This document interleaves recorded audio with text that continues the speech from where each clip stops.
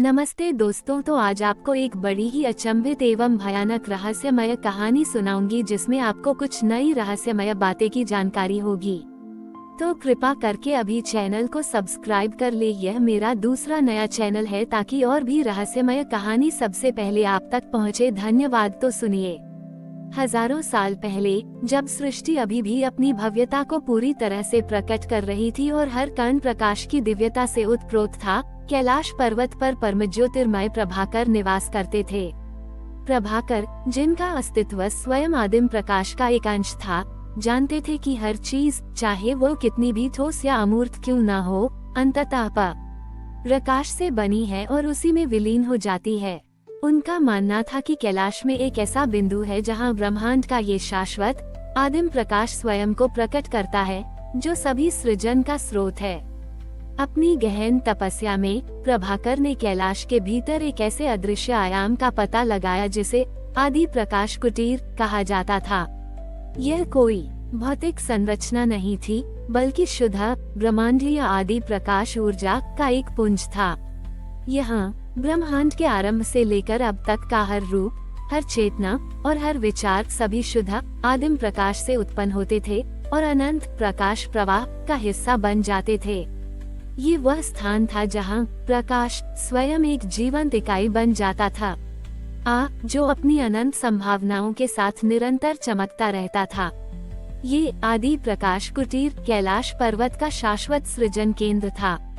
आदि प्रकाश कुटीर के केंद्र में एक अद्भुत अदृश्य ब्रह्मांडीय आत्मा सूर्य चमकता था। ये सूर्य किसी भी भौतिक तारे जैसा नहीं था। ये शुद्ध परम चेतना और अनंत प्रेम से निर्मित था। इस ब्रह्मांडीय आत्मा सूर्य से निरंतर एक अत्यंत महीन जीवनदायक स्पंदन प्रवाहित होता था, जो कैलाश पर्वत के माध्यम से पूरे ब्रह्मांड में फैलता था।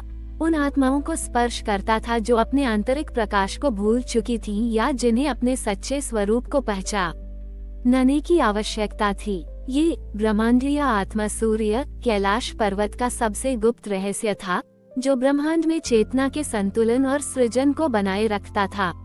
एक बार जब पृथ्वी पर अंधकार बढ़ने लगा, जब मनुष्य अपने भीतर के प्रकाश से कट गए, अज्ञानता और नकारात्मकता में डूब गए और उनकी आत्माओं की चमक धुंधली पड़ने लगी, तो आदि प्रकाश कुटीर पर दबाव पड़ने लगा।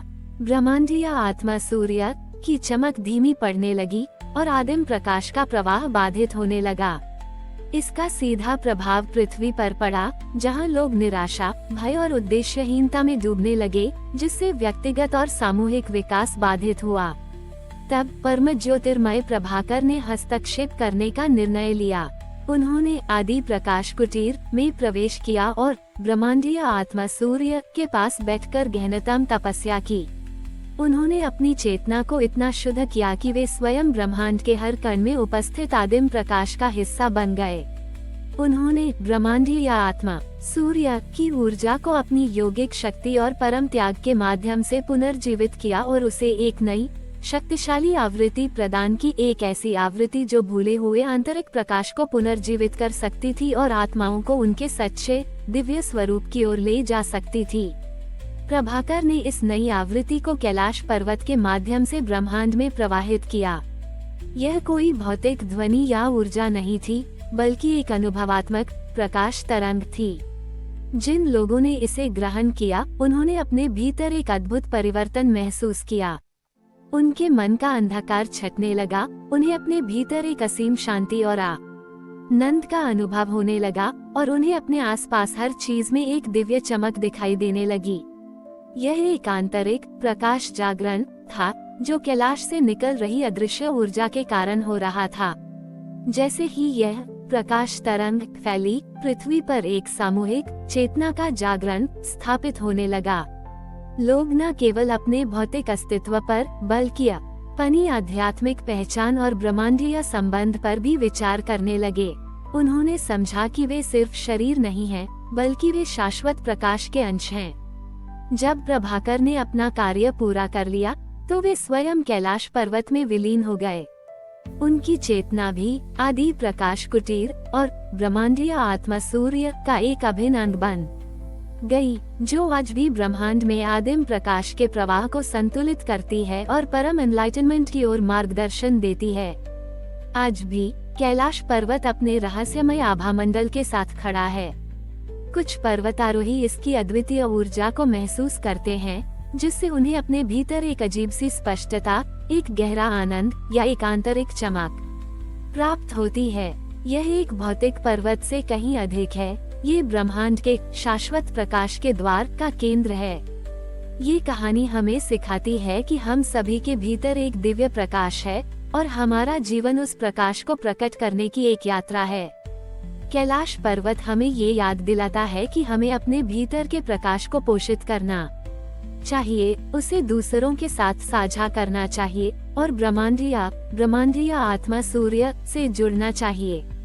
ये हमें अपने भीतर के आदि प्रकाश कुटीर को खोजने, अपनी आत्मा की चमक को प्रज्वलित करने और इस शाश्वत प्रकाश के द्वार का एक सचेत और प्रबुद्ध हिस्सा बनने के लिए प्रेरित करता रहेगा, क्योंकि इसी में हमारी उच्चतम नियति और ब्रह्मांडीय एकता निहित है। परम ज्योतिर्मय प्रभाकर के आदि प्रकाश कुटीर और ब्रह्मांडीय आत्मा सूर्य में विलीन होने के बाद कैलाश पर्वत की ऊर्जा एक नए गहन स्तर पर पहुंच गई।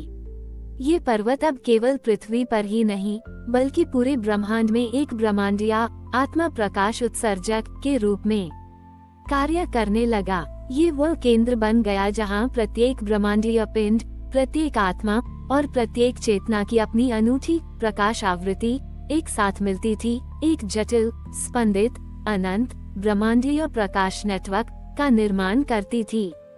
इस शाश्वत आत्मा प्रकाश उत्सर्जक में कैलाश पर्वत ने ब्रह्मांड की सबसे बड़ी सच्चाइयों को देखना और अनुभव करना शुरू किया।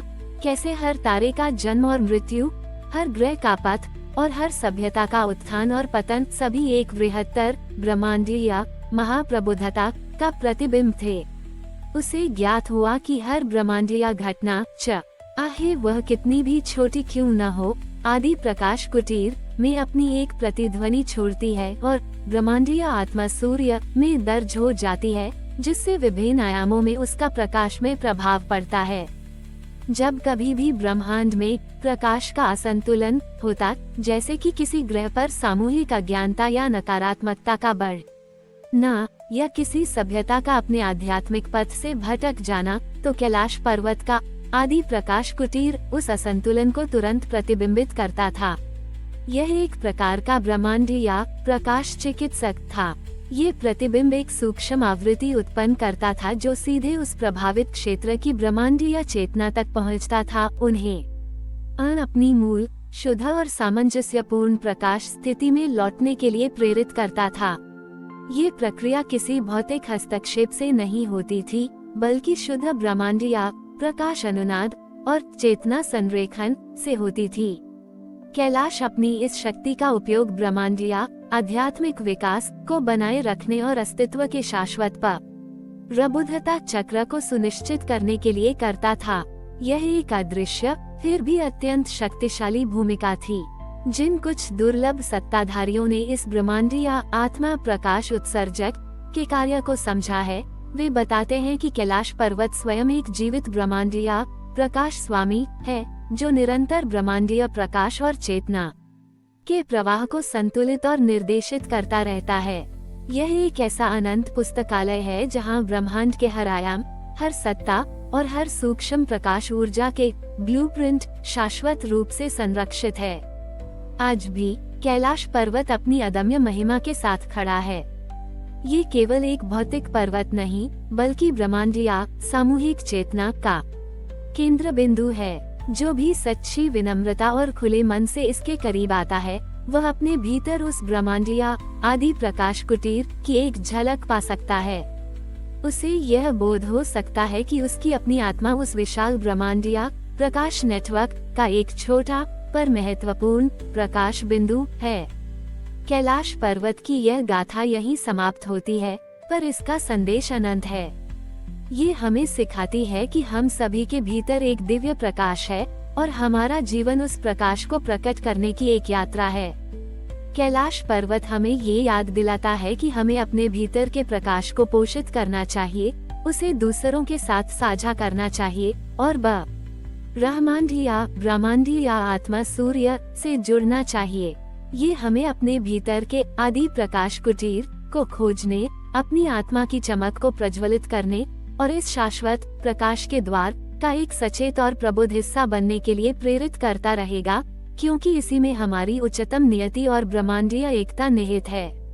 यह महागाथा हमें ये भी बताती है कि जैसे जैसे पृथ्वी पर मानवीय चेतना का जागरण बढ़ता जाएगा, कैलाश पर्वत का ये आदि प्रकाश कुटीर और ब्रह्मांडीय आत्मा सूर्य और अधिक स्पष्ट होता जाएगा। यह आगामी प्रबुद्धता जागरण युग का संकेत है, जहां मनुष्य अपने वास्तविक दिव्य स्वरूप को पहचान सकेंगे, ब्रह्मांडीय प्रकाश से जुड़ सकेंगे और अपने सामूहिक जागरण के माध्यम से एक अधिक प्रकाशित, प्रेमपूर्ण और उन्नत भविष्य का सह निर्माण कर सकेंगे। कैलाश पर्वत इस शाश्वत जागरण का अंतिम और सबसे भव्य प्रतीक बनकर युगों युगों तक खड़ा रहेगा, मानवता को उसके दिव्य भविष्य की ओर संकेत देता रहेगा। हमारी और भी आध्यात्मिक एवं अनोखी कहानियाँ देखने के लिए हमारे चैनल पर जाएं तथा धार्मिक एवं पौराणिक अनोखी कहानियाँ हमारे चैनल पर है, कृपया जाके देखें तथा हमारे चैनल को सब्सक्राइब करके रखें और वीडियो लाइक जरूर करें। धन्यवाद।